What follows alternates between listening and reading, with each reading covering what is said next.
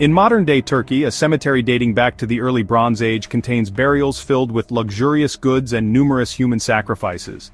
Archaeologists have long been puzzled by the details of the sacrificial rituals, but a recent study revealed a new detail. The richest tombs in the cemetery are filled with teenagers. The site, Başur Höyük, is situated in Turkey's southeastern Siirt province, on the margins of the ancient Mesopotamian region.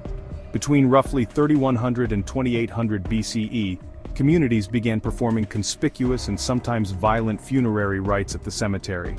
18 graves have been found, simple pits covered with stone, and buried chambers built with stones which were filled with copper items, cloth, and beads.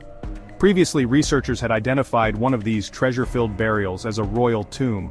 It held 2 children, who were surrounded by goods and apparent human sacrifices. Experts initially thought these burials belonged to royals, whose attendants were sacrificed and buried alongside them in a ritual symbolizing the transition to the afterlife and the maintenance of social order even after death.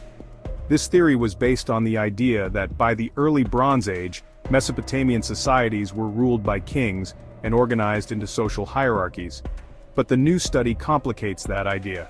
When researchers analyzed 9 such sacrifices from the cemetery, they found that the victims were chosen for specific reasons.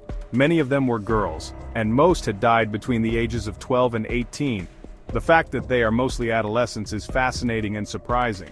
The study suggests that rather than class structure, children were killed and buried together because of their age. It's possible that the ancient inhabitants chose human sacrifice victims based not on class, but on ritual associations of youths or ranked age sets.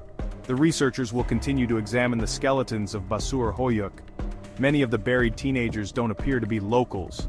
The team is still working to learn more about their origins.